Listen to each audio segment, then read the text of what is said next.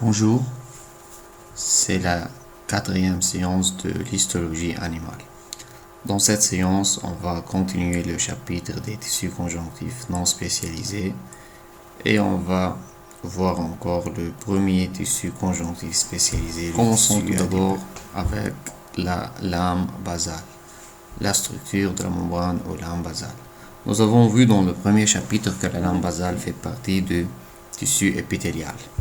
Mais aujourd'hui, on va détailler cette lame basale parce qu'il y a un point commun avec le tissu conjonctif. À la fin, on va voir ce point et qu'est-ce qu'il y a de commun entre lame basale et tissu conjonctif. Il ne faut pas oublier que la lame basale appartient au tissu épithélial. Tout d'abord, la lame basale participe à la polarisation des épithéliums. Comment? Parce qu'elle est toujours présente au niveau de la partie basale.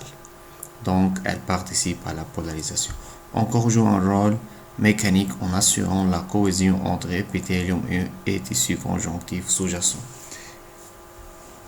Ensuite, la lame basale joue un rôle très important dans le phénomène d'échange et de filtrage. Donc, nous avons appelé ce phénomène, nous avons dit que la lame basale joue le rôle d'une barrière. Assure par diffusion le transfert ou le passage des nutriments et autres molécules dans les deux sens. On va voir maintenant la lame basale sous le microscope électronique. ME, c'est-à-dire microscope électronique. En microscope électronique, la lame basale présente trois couches superposées, c'est-à-dire elle est composée de trois couches. On va voir en détail ces trois couches et leur composition. On voit ici en haut les cellules épithéliales qui sont hautement jointives reposent sur la lame basale. Ici, la lame basale qui est composée de trois couches. La première couche s'appelle lamina lucida, lamina densa et lamina reticularis ou bien pars fibroreticularis. C'est la lame basale. On commence avec la première couche qui est directement sous les cellules épithéliales. Ça s'appelle lamina lucida. En microscope électronique, c'est une couche très claire, transparente aux électrons, car elle est pauvre en protéines et en molécules organiques. Donc, en microscope, elle est très claire. La deuxième couche s'appelle lamina densa. Comme vous voyez, c'est la couche médiane, plus large et plus dense aux électrons. Pourquoi elle est plus dense aux électrons? Car elle contient plusieurs constituants. C'est la couche principale de la lame basale. Elle est riche en collagène de type 4. On voit ici les faisceaux des fibres de collagène de type 4. Avec le collagène de type 4, encore on trouve du protéoglycane et on trouve encore des glycoprotéines de structure.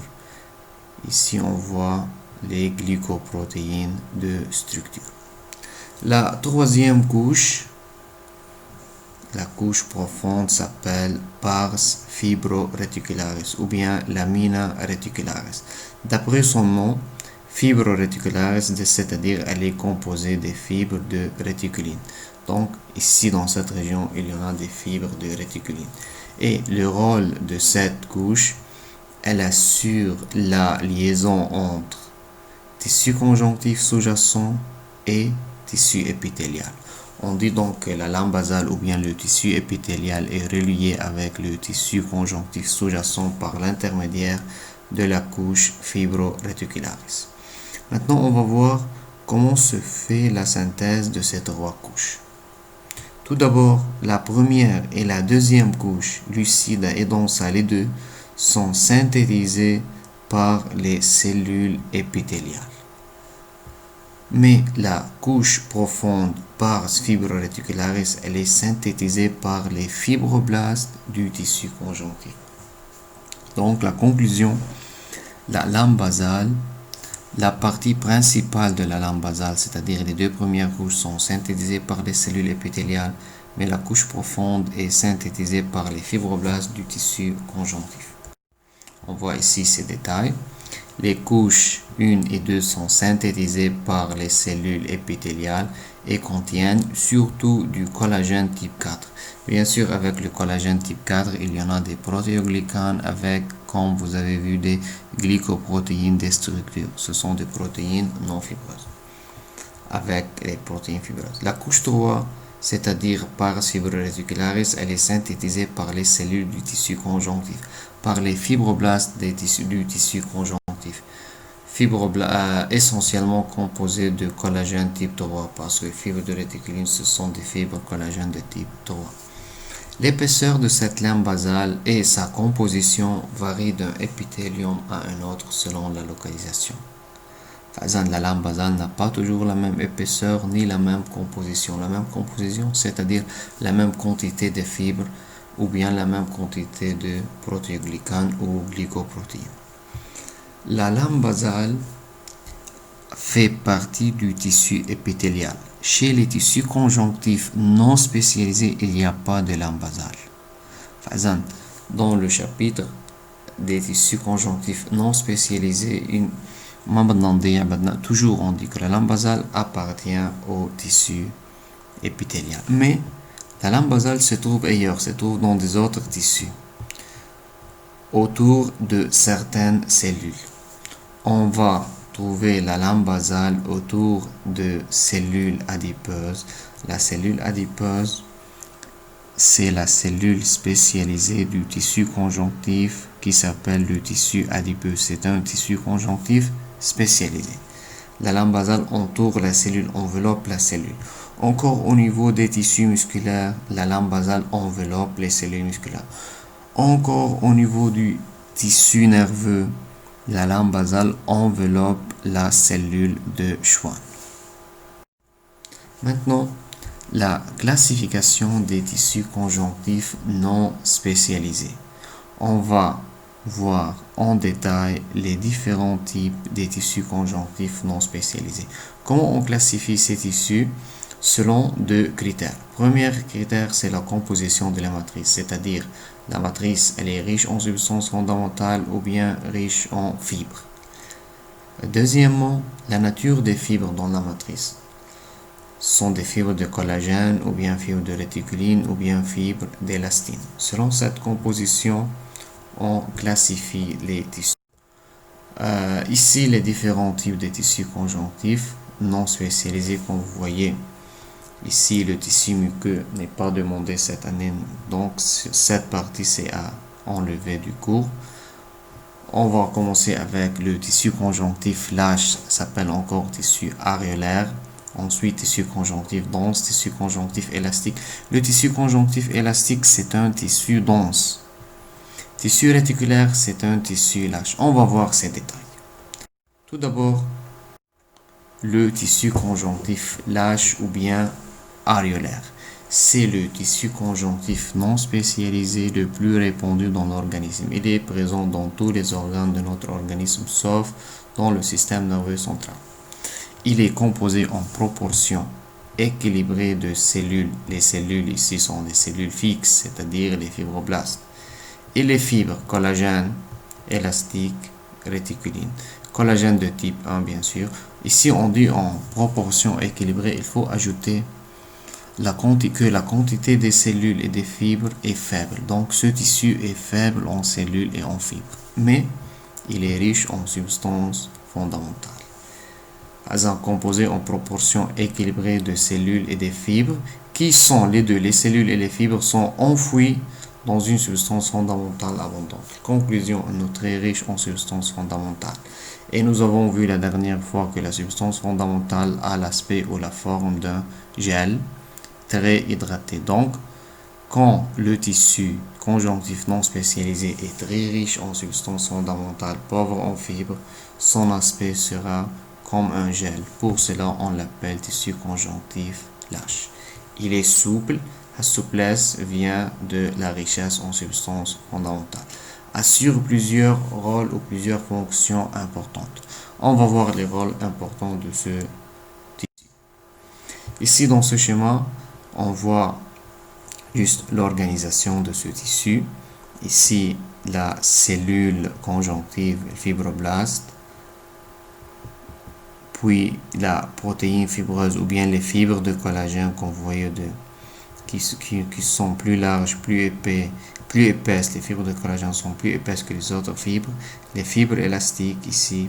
Et tout le vide, tout le reste est rempli par la substance fondamentale.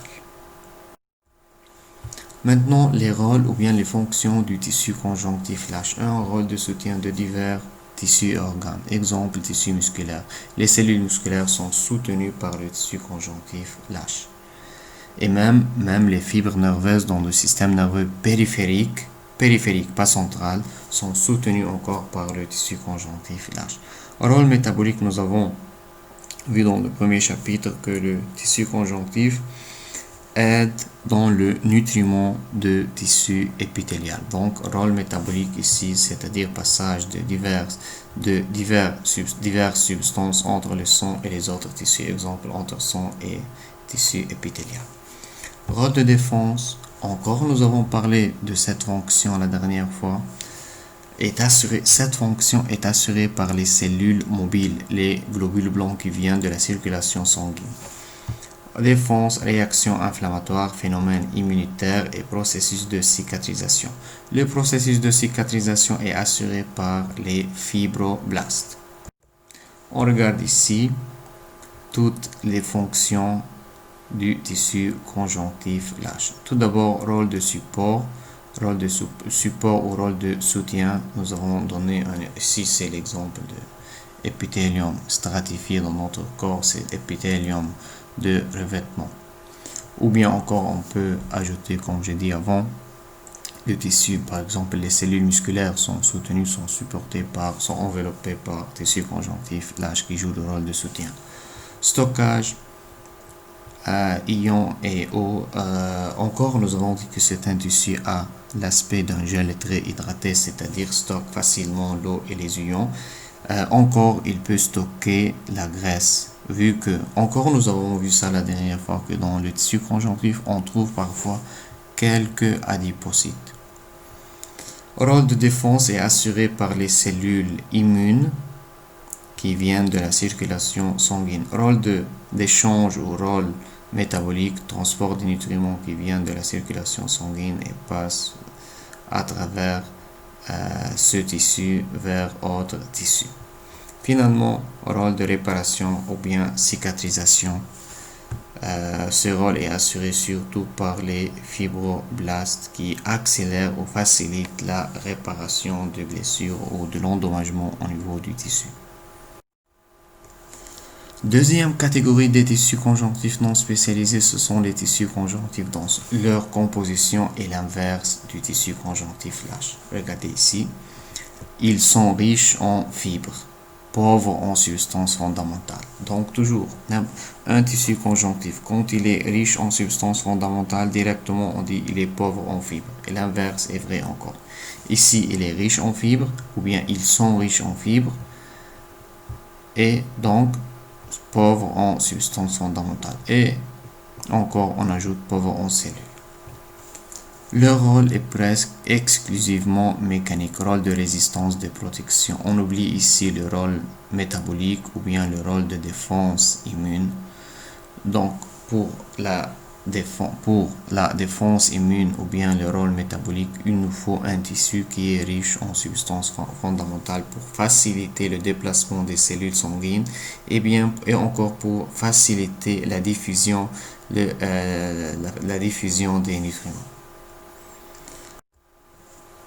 Le premier type de tissus conjonctifs denses, fibreuses, s'appelle fibreux non orientés. Les tissus conjonctifs denses, fibreux non orientés. C'est un tissu qui est riche en fibres. On ajoute riche en fibres de collagène de type 1. Ce tissu contient dans sa matrice une petite quantité de substances fondamentales, une petite quantité de fibres élastiques, fibres de réticulum, mais une très grande quantité de fibres de collagène de type 1. Encore, il est pauvre en cellules. Maintenant, ces fibres de collagène sont organisées en faisceaux, c'est-à-dire chaque dizaine ou centaine de fibres sont disposées ensemble, sont organisées ensemble de manière parallèle et forment un faisceau. Donc, le faisceau de collagène, c'est un ensemble, c'est un groupe des fibres de collagène attachées ensemble de manière parallèle. Ces faisceaux de collagène sont entrelacés, c'est-à-dire ici sont enchevêtrés, ne sont pas parallèles. Donc, les fibres à l'intérieur des faisceaux sont parallèles, mais les faisceaux ne sont pas parallèles. Les faisceaux sont orientés dans toutes les directions, n'ont pas une orientation régulière. Exemple, ici, on met le derme, il faut ajouter le derme profond, la couche profonde du derme, encore la capsule entourant certains organes. Quelle est la fonction de ce tissu conjonctif ou bien de ces tissus conjonctifs? Ont une fonction essentiellement mécanique, rôle de protection. Protège les tissus sous-jacents contre les forces ou les tensions qui viennent de toutes les directions. Ces tissus sont localisés dans des régions où des tensions ou bien des forces sont exercées dans des directions différentes. Donc l'avantage ici que les faisceaux ne sont pas parallèles et chaque groupe de faisceaux nous protège contre les tensions ou les forces qui viennent directement sur ces faisceaux. On voit ici un dessin. La couleur brune ici, c'est un faisceau de fibres. Donc ici, il y a plusieurs fibres qui sont parallèles, mais ce faisceau n'est pas parallèle avec celui-là. Donc on dit les faisceaux ne sont pas parallèles, sont entrelacés ou enchevêtrés.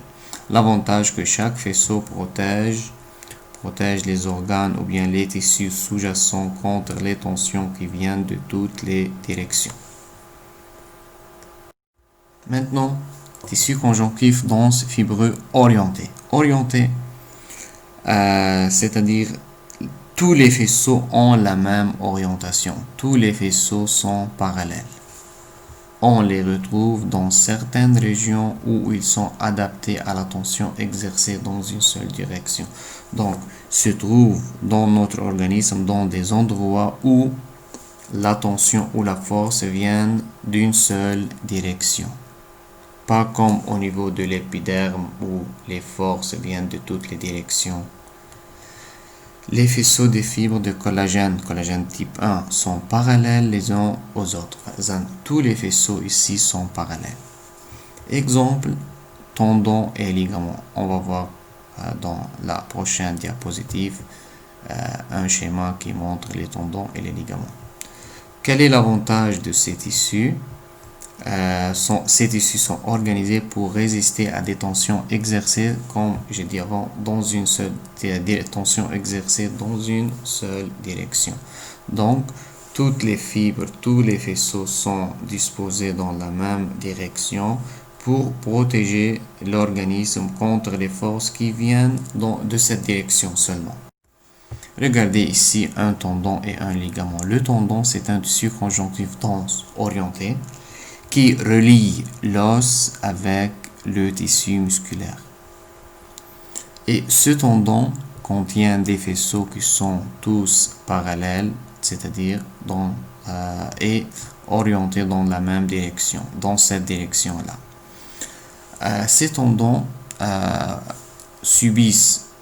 ce tendon subit une force qui vient seulement de la contraction du muscle. C'est-à-dire quand le muscle ici, le tissu musculaire ici se contracte, il va étirer le tendon vers l'intérieur. Donc la force vient et bien la tension vient de cette direction.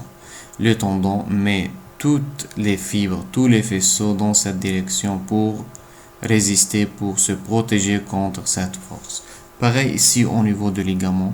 Le ligament, comme vous voyez, relie deux os et toutes les fibres ou bien tous les faisceaux des fibres sont orientés de manière parallèle dans cette direction pour résister contre la force qui vient de cet os ou bien de cet os. Maintenant, les tissus élastiques. On ajoute ici les tissus élastiques, ce sont des tissus conjonctifs denses. Mais on ne parle pas de tissus conjonctifs denses orientés ou non orientés, car orientés et non orientés seulement pour le collagène. Ici, tissu conjonctif élastique. À l'intérieur de ces tissus, il y a un petit peu de fibres de collagène type 1, un peu de collagène type 3, c'est-à-dire fibres de réticuline. Et la majorité des tissus, la partie majoritaire, c'est fibres élastiques. Ils sont rares dans l'organisme, donc les tissus élastiques sont rares dans l'organisme, ne sont pas abondants. Contiennent surtout des fibres élastiques qui se ramifient. Quand on dit contiennent surtout des fibres élastiques, on peut ajouter que une petite quantité, comme je dis avant, une petite quantité de fibres de collagène et de réticuline. Contient de rares fibroblastes ou des cellules musculaires lisses, c'est-à-dire il est pauvre en cellules. Le tissu élastique est pauvre en cellules. Mais regardez, on trouve parfois des cellules musculaires lisses dans le tissu élastique. Et les cellules se retrouvent entre les fibres élastiques. Les cellules musculaires encore aident dans la fonction, dans l'activité de ce tissu. Ces tissus peuvent être étirés et reprendre leur forme. Bien sûr, élastique possède une élasticité importante. Quand il y a une force, ce tissu est étiré, change sa forme. Quand la pression disparaît, il revient à sa forme initiale. On trouve les tissus élastiques, par exemple, dans la trachée, au niveau du nez, au niveau de l'oreille externe encore. Il y a du tissu élastique. Maintenant, le dernier tissu conjonctif non spécialisé qui s'appelle tissu réticulaire. C'est un tissu conjonctif lâche, c'est-à-dire il est riche en substances fondamentales, pauvre en fibres. Il est riche en cellules. La charpente est formée uniquement de fibres. Charpente, c'est-à-dire la partie fibreuse du tissu, la partie fibreuse de la matrice. Elle est formée uniquement des fibres de réticuline, collagène de type 3. Bien sûr, il y a une faible quantité de fibres parce que c'est un tissu lâche. Et ces fibres de réticuline sont dispersées au sein d'une matrice riche en protéoglycanes, c'est-à-dire protéoglycanes, c'est la partie glucidique de la matrice, c'est-à-dire la substance fondamentale. Quand on dit dispersée au sein d'une matrice, cela veut dire que d'une matrice riche en protéoglycanes, c'est-à-dire la partie majoritaire, c'est substance fondamentale avec un peu de fibres de réticuline. Uniquement, ici encore on dit uniquement fibre de réticuline. Il est important de noter que ici il n'y a pas de fibre de collagène type 1 ni de fibre élastique. Le tissu réticulaire constitue le stroma des organes hématopoïétiques. Stroma, c'est-à-dire tissu conjonctif, qui joue le rôle, qui enveloppe ou qui protège et qui transporte les vaisseaux et les nerfs vers les organes lymphoïdes, organes hématopoïétiques, exemple, foie, rate, moelle osseuse. Stroma, c'est un tissu conjonctif qui joue le rôle du transporteur, du protecteur du vaisseau sanguin et nerfs destinés vers les organes hématopoïétiques, lymphoïdes, exemple ganglion lymphatique. Ici, c'est la définition du stroma. Encore, il y a un point à ajouter. Les cellules du tissu réticulaire ont de grands noyaux et de longues expansions cytoplasmiques. Les cellules du tissu réticulaire, à sa place, on peut mettre les fibroblastes du tissu réticulaire parce que c'est un tissu non spécialisé. Donc, la cellule présente dans ce tissu, c'est le fibroblaste. Et maintenant, on va commencer avec le premier tissu conjonctif spécialisé, qui est le tissu adipeux. Le tissu adipeux, c'est un tissu qui est spécialisé dans le stockage de la graisse. La graisse est utilisée ultérieurement comme source d'énergie. Donc, c'est un tissu conjonctif spécialisé dans la mise en réserve des graisses. Il est constitué majoritairement de cellules adipeuses séparées par une mince couche de matrice extracellulaire. Donc, la conclusion que ce tissu est riche en cellules, pauvre en matrice. La matrice forme une mince couche qui sépare les cellules. Dans cette matrice, on trouve surtout des fibres de réticuline. La matrice du tissu adipeux contient des fibres de réticuline. encore de nombreux capillaires sanguins et des fibres nerveuses amyéliniques. Donc, le tissu adipeux est un tissu vascularisé et innervé. Les fibres présentes dans le tissu adipeux, ce sont des fibres de réticuline. La composition, la majorité du tissu adipeux, c'est les cellules adipeuses. Maintenant, la cellule ou bien les cellules adipeuses s'appellent adipocytes. Ce sont des cellules spécialisées, bien sûr plus différenciées, plus spécialisées que les fibroblastes, spécialisées dans la mise en réserve des lipides. Par exemple, l'adipocyte rôle dans le stockage des lipides. Elles sont les cellules, les adipocytes sont hautement différenciées et incapables de se diviser. Donc, les adipocytes sont mitotiquement inactifs. Mais les adipocytes ont une durée de vie déterminée. À la fin de leur vie, on remplace les adipocytes morts on obtient de nouvelles cellules par la différenciation des adipoblastes. Donc, dans le tissu adipeux, nous avons des cellules immatures qui s'appellent adipoblastes, qui remplacent les adipocytes morts. Et encore, d'où viennent les adipoblastes? Les adipoblastes dérivent des cellules mésenchymateuses. Nous avons dit avant que les cellules mésenchymateuses, ce sont les cellules souches qui constituent la couche embryonnaire moyenne. Les cellules mésenchymateuses sont à l'origine des fibroblastes et maintenant sont à l'origine des adipoblastes qui vont donner ultérieurement les adipocytes. Bon, ici nous avons dit ne se divisent pas, c'est-à-dire sont mitotiquement inactives. Ces cellules sont métaboliquement très actives. Leur activité métabolique est très importante. Activité métabolique, c'est-à-dire réaction chimique, réaction de synthèse ou bien de dégradation, on va voir. Maintenant, le rôle ou bien l'activité métabolique. L'activité métabolique est divisée en 3 étapes. Tout d'abord, la synthèse des lipides. Dans le cytoplasme des adipocytes se fait la synthèse, donc cette cellule synthétise des lipides. Liposynthèse. Ensuite, après la synthèse des lipides, bien sûr la synthèse des lipides, on va voir ultérieurement que se fait dans le REL. Donc cette cellule, elle est riche en REL. Ensuite, ces lipides sont mis en réserve sous forme de triglycérides. Par exemple, dans le cytoplasme d'adipocyte se fait la synthèse des lipides. Quel type de lipides? Les triglycérides.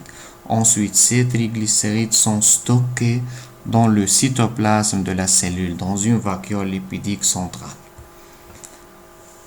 Troisième étape de leur activité métabolique se fait plus tard. En cas de besoin d'une source d'énergie, quand notre corps a besoin d'une source d'énergie, dans le cytoplasme de l'adipocyte, le triglycéride est transformé en acide gras et libéré à l'extérieur de la cellule dans le sang pour être utilisé comme source d'énergie.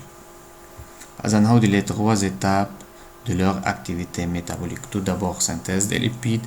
Quels lipides? Synthèse de triglycérides. Deuxièmement, mise en réserve sous forme de triglycérides dans la vacuole lipidique centrale. Troisième étape, la libération de triglycérides pour l'utiliser comme source d'énergie. Mais comment le triglycéride est libéré? Sous forme d'acide gras, c'est-à-dire on coupe le triglycéride et à partir de chaque molécule de triglycéride, on libère 3 acides gras. Maintenant, les adipocytes, il existe 2 types d'adipocytes, les adipocytes blancs et les adipocytes bruns. Les adipocytes blancs, c'est-à-dire la graisse blanche, ils sont présents dans le tissu adipeux blanc. Les adipocytes bruns, c'est-à-dire la graisse brune, sont présentes dans le tissu adipeux brun. On va voir en détail les adipocytes blancs, adipocytes bruns, ensuite tissu adipeux blanc, tissu adipeux brun. C'est la cellule adipocyte blanc. C'est un dessin ici. Et même ici, c'est le tissu adipeux blanc. C'est le tissu adipeux. Quand vous voyez la couleur jaune, c'est l'adipocyte, la cellule. Elle a la forme sphérique. Les cellules sont très nombreuses dans le tissu et très proches les unes des autres, mais il n'y a pas de jonction intercellulaire, bien sûr. Et regardez ici, c'est la matrice extracellulaire. La matrice, ici, on voit les fibres de réticuline, les fibres des réticulines qui forment des cloisons entre les cellules. Et avec les fibres ici, nous avons les vaisseaux sanguins et les nerfs amyéliniques. Maintenant, si on prend une cellule et on la met sous le microscope, on voit que c'est une cellule volumineuse à une taille de 100 à 150 micromètres. C'est la plus grande cellule jusqu'à maintenant. Alors, بعدين هنشوف cellule أكبر, mais comparé avec fibroblaste ou bien avec cellule épithéliale, c'est la plus grande, c'est la plus grande parmi ces cellules. Elle a la forme sphérique, le noyau aplati et refoulé à la périphérie. La majorité de cytoplasme est occupée par la vacuole lipidique. Regardez la couleur jaune ici, c'est la vacuole lipidique où se fait le stockage du triglycéride. Ici, la couleur violette, c'est le cytoplasme. Le cytoplasme est très réduit, forme une couronne à la périphérie de la cellule. Il contient le noyau avec les organites cellulaires. Donc, à côté du noyau, on trouve les organites cellulaires comme REG, REL, appareil de Golgi et surtout mitochondrie, la source d'énergie. Encore dans le cytoplasme, on trouve des petites vacuoles, comme vous voyez. Ces vacuoles sont sans membrane, sans enveloppe, contiennent le lipide synthétisé dans le cytoplasme. Ensuite, ces petites vacuoles vont fusionner ensemble et fusionner avec la vacuole lipidique centrale. Maintenant, les caractéristiques des adipocytes blancs. Ce sont des cellules arrondies et volumineuses, taille 100 à 150 micromètres. Maintenant, sous le microscope optique MO, c'est-à-dire microscope optique. Noyau petite taille, aplati et refoulé à la périphérie de la cellule parce que la majorité du cytoplasme est occupée par la vacuole lipidique. Son cytoplasme est réduit à une mince couronne entourant une volumineuse vacuole lipidique. Ici, nous n'avons pas parlé des autres organites parce qu'en microscope optique, on ne voit pas tous les organites. Maintenant, en microscope électronique M1, il y a un microscope électronique, c'est-à-dire à très fort grossissement, le cytoplasme contient tous les organites, notamment un REL abondant, car le REL, c'est le site de la synthèse des lipides. De nombreuses mitochondries, la mitochondrie, c'est l'organite où se fait la synthèse de l'ATP. Et encore vacuole lipidique avec S, plusieurs vacuoles. Comme j'ai dit avant, les petites vacuoles sans enveloppe, sans membrane qui vont fusionner ensemble pour former la vacuole centrale. Le cytosquelette disparaît. Chez la cellule, chez l'adipocyte mature, il n'y a pas de cytosquelette parce que tout le cytoplasme est occupé par la vacuole lipidique. Les lipides accumulés se retrouvent dans des vacuoles sans paroi, dans des petites vacuoles sans paroi. Ensuite, ces petites vacuoles se réunissent et forment la vacuole unique centrale. L'adipocyte est entouré par une fine membrane basale, comme nous avons vu dans le dernier chapitre. Quand nous avons parlé en détail de la lame basale, nous avons dit que la lame basale se trouve surtout dans le tissu épithélial, mais dans certains tissus, la lame basale entoure la cellule ou bien les cellules. Exemple, au niveau du tissu adipeux, la membrane basale entoure la cellule adipeuse. Ici encore, c'est une vue encore en microscope électronique pour le tissu adipeux blanc. Bien sûr, la couleur jaune, c'est une couleur artificielle ici. Regardez la cellule à la forme sphérique et les cellules sont juxtaposées et tassées très proches les unes des autres. Et comme je dis avant, il n'y a pas de jonction intercellulaire. Mais regardez qu'est-ce qu'il y a entre les cellules. Il y a le tissu ou bien les fibres de réticuline contenant les vaisseaux sanguins et les fibres nerveuses amyéliniques. Donc, c'est un tissu riche en cellules, surtout cellules adipocytes. Alors, puisque c'est un tissu conjonctif spécialisé, on trouve dans ce tissu quelques fibroblastes encore. بس هون on parle pas des fibroblastes لأنهم بيكونوا en très faible quantité. Regardez ici, c'est une cellule adipeuse de petite taille. يعني هيدي cellules بعدها jeune. Au fur et à mesure qu'on accumule, qu'on met, qu'on synthétise de lipides dans le cytoplasme de cette cellule, elle va grandir pour devenir comme les autres. Dans le tissu conjonctif non spécialisé, les adipocytes blancs sont dispersés isolement. Si vous vous souvenez, dans le dernier chapitre, nous avons dit que les cellules fixes sont des fibroblastes avec parfois on trouve quelques adipocytes dispersés. Donc sont éloignés les unes des autres. Mais dans les tissus adipeux, dans le tissu conjonctif spécialisé qui s'appelle tissu adipeux, les adipocytes, comme vous voyez dans la dernière diapositive, ils sont tassés les uns contre les autres. Les cellules sont très proches les unes des autres et sont présentes en très grande quantité. Et parfois on trouve quelques fibroblastes avec ces cellules. Maintenant, le tissu adipeux blanc ou bien la graisse blanche, c'est-à-dire le tissu adipeux qui contient l'adipocyte blanc. Il constitue ou bien il représente 15 à 25% du poids de notre corps. Sa distribution dans l'organisme varie en fonction de l'âge et du sexe, c'est-à-dire chez les hommes, la distribution et la quantité de la graisse blanche n'est pas la même chez les femmes. Généralement, on trouve la graisse blanche autour des reins, autour du cœur et dans l'hypoderme. L'hypoderme, c'est la couche profonde de la peau, si vous vous souvenez. Épiderme, derme et hypoderme. Bien sûr, il y a d'autres endroits dans notre organisme qui contiennent de la graisse, mais on va pas voir tous les détails. Il nous suffit ces trois endroits. Maintenant, les fonctions du tissu adipeux blanc ou bien la fonction ou les fonctions de la graisse blanche. La graisse blanche constitue le principal lieu de réserve énergétique. Nous avons vu comment la réserve énergétique, c'est-à-dire triglycérides qui est stocké dans la vacuole centrale, et assure une disponibilité immédiate en cas de stress métabolique aigu. Stress métabolique aigu, c'est-à-dire quand notre organisme est en pleine d'activité physique et nous avons utilisé le glucide, donc notre organisme, son premier choix pour la production de l'énergie, c'est le glucose. Une fois le glucose est épuisé, notre organisme commence à utiliser la graisse blanche. La graisse blanche qui est stockée dans le tissu adipeux sous forme de triglycérides. Dans la cellule adipeuse, dans l'adipocyte, le triglycéride sera catabolisé ou bien dégradé en 3 molécules d'acides gras et les acides gras vont circuler dans le sang pour être utilisés comme source d'énergie.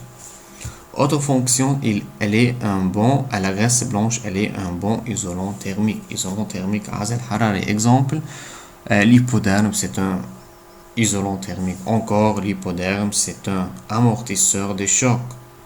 Amortisseur de choc et protège les tissus sous-jacents. Encore, protège divers organes. Par exemple, au niveau des reins, la graisse enveloppe le rein et le protège contre des forces physiques qui viennent de l'extérieur.